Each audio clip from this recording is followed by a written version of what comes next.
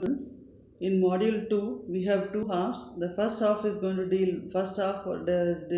is going to deal with the losses that are going to occur in the fiber, and the second half is going to deal with the fiber alignment and the joint loss and the fiber couplers and the fiber connectors there. So now under the second half, we are going to see the first topic, your fiber alignment and joint loss. So fiber joints. So why we are going to go for your fiber joints there?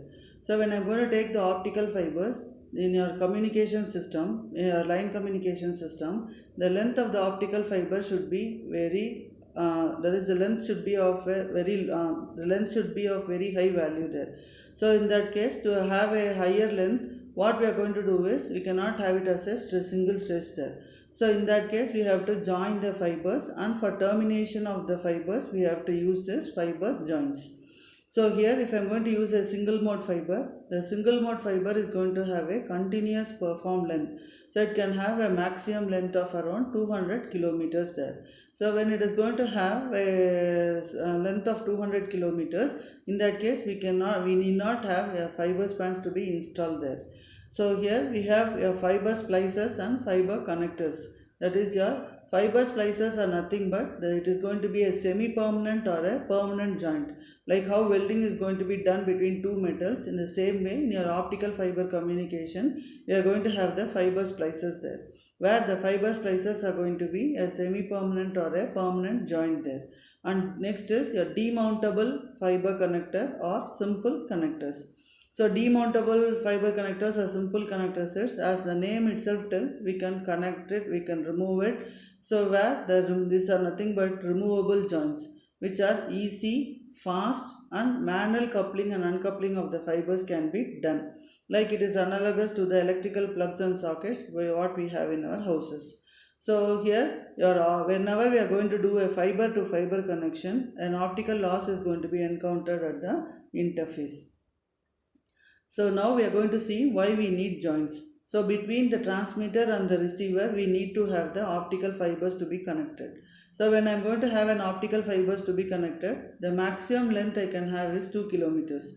So after 2 kilometers, I need a joint to be replaced. I need a joint to connect the two fibers there. So by using the joints, I can increase the length of the fiber between the transmitter and the receiver there. And next is, suppose if there is going to be a damage in the fiber, that damage can be replaced by a joint. And next is, if I want to test a particular terminal equipment, in that case that fiber should be terminated to that terminal equipment, and I have to test that terminal equipment there. So here in a building, if I am going to see, the building cannot have a continuous cable run there. So between the cables, I need to have a joint to be present in the building there. So here the joints are going to be needed to complete the network cabling, as well as the temporary access is going to be needed for the test purposes. So here next we are going to see the fiber pigtail. So what is meant by fiber pigtail is, whenever I am going to have a fiber optic transmitter and a receiver, this fiber optic transmitter and the receiver are going to be terminated to a fiber pigtail. So the fiber optic pigtail is nothing but a short fiber length. So short length of the optical fiber. So where the short length of the optical fiber is going to be permanently fixed to the optical source or the detector there. So here the short length of this optical fiber is approximately 1 meter or less. So here these manufacturers, while they are delivering their transmitters and optical transmitters and receivers, they will deliver it with the pigtails and the connectors there. So by using this pigtail, we can see that the coupling loss can be reduced. So the coupling loss, you can reduce the coupling loss when the source to the fiber is going to be connected and the fiber to the detector coupling is going to be done in a controlled manufacturing environment. So here next we are going to define the fiber joint loss. So when I am going to connect fiber to fiber connection is going to be done, the optical loss is going to be encountered at the interface. So we are going to see that P0 is nothing but the power that is going to be emitted from the source fiber there, and PA is nothing but the power that is going to be accepted by the connected fiber there. So from the source to the connector. So source is the output power and the connected fiber is going to be the accepted power, that is PI. So I can define loss to be your 10 log to the base 10 Pi by P naught. So ratio of the input power to the ratio of the output power. So here your fiber to fiber connection loss is going to be affected by either your intrinsic or your extrinsic coupling losses. So what is meant by intrinsic coupling losses is because of the inherent fiber characteristics. Because of the fiber characteristics, there is going to be an intrinsic coupling loss. And extrinsic coupling loss is nothing but by the jointing techniques which you are going to use to join the fibers. Based on that, there will be a loss. That losses are called as extrinsic coupling loss. So here, what are the sources of the loss in your fiber to fiber joint? So first is your Fresnel loss, second one is your fiber core misalignment, third one is your fiber parameter mismatch. So fiber core misalignment, we can see that when I want to match the two fibers, in that case the core misalignment, the core of one and the one fiber and the core of the other fiber, if there is a misalignment of the cores, then there is going to be a loss there. So what are the types of misalignments that can happen is the end separation. The end separation is not going to be the same, or if there is going to be a lateral misalignment or an angular misalignment. In that case, there are going to be the losses there. Next is your fiber parameter mismatch. So parameter is nothing but the cross section, the radius or the diameter of the fibers, that is the cross section mismatch. Next is the numerical aperture mismatch. So the radiating angle and the acceptance angle of the other fiber should be same. If it is not same, in that case there is going to be a numerical aperture mismatch. Next is the core concentricity.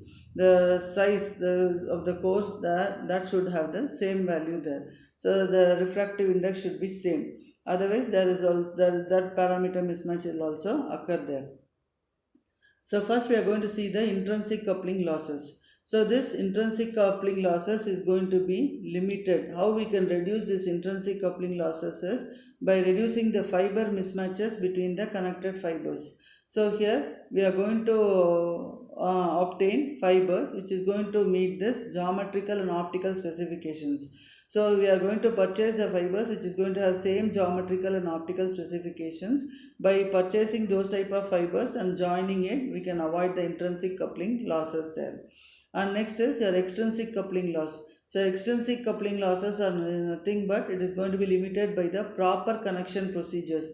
So when you are going to join the two fibers, proper procedure should be followed. By following the proper procedure, we can see that the extrinsic coupling losses can be reduced.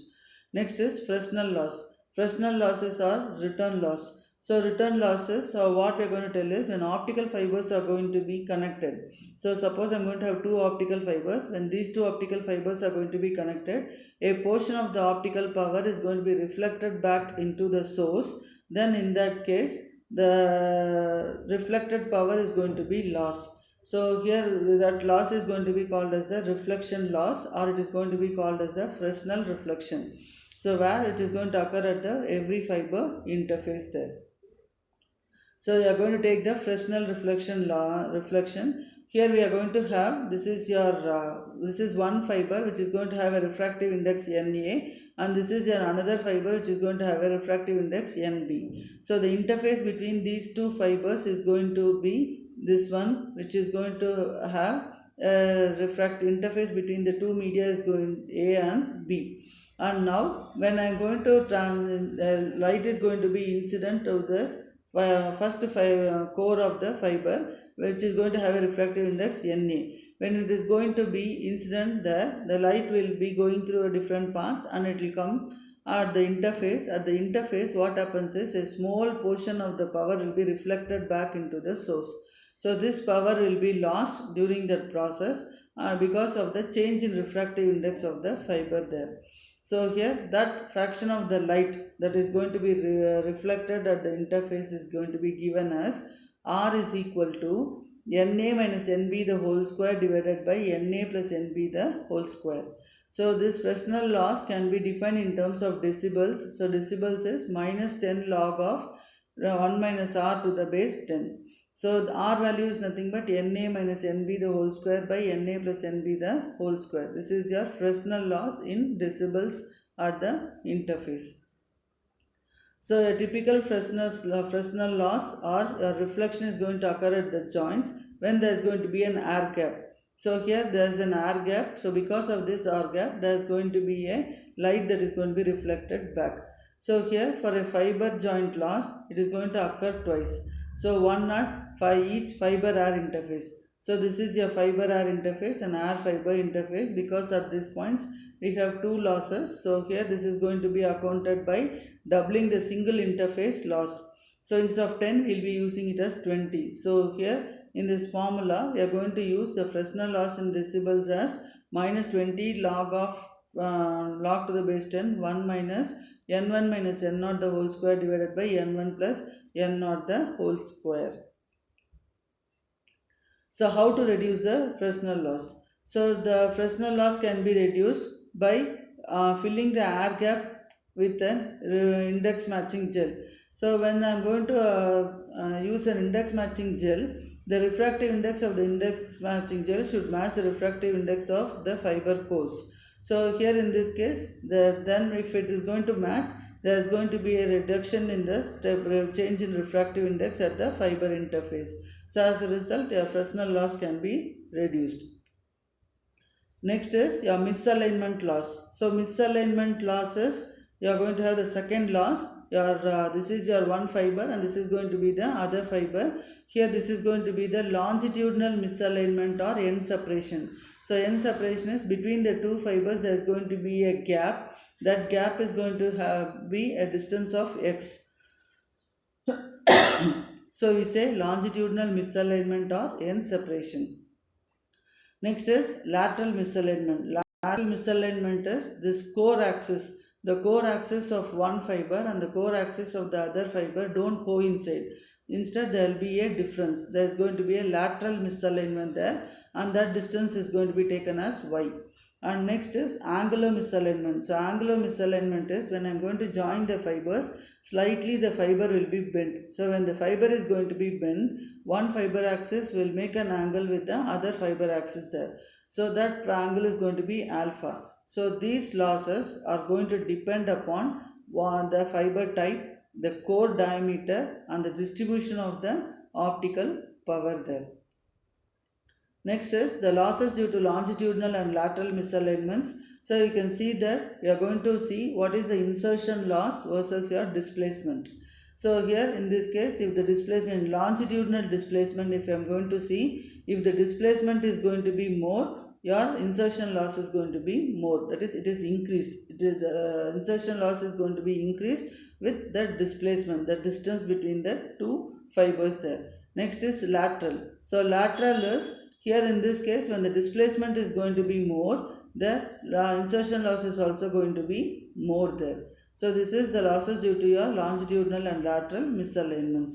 Next is losses due to your angular misalignment. So here the air gap, we are going to take the numerical apertures for the different fibers, and here we are going to take the air gap of this numerical aperture to be 0.3, here it is going to be 0.22, and here it is going to be, index match is going to be 0.22.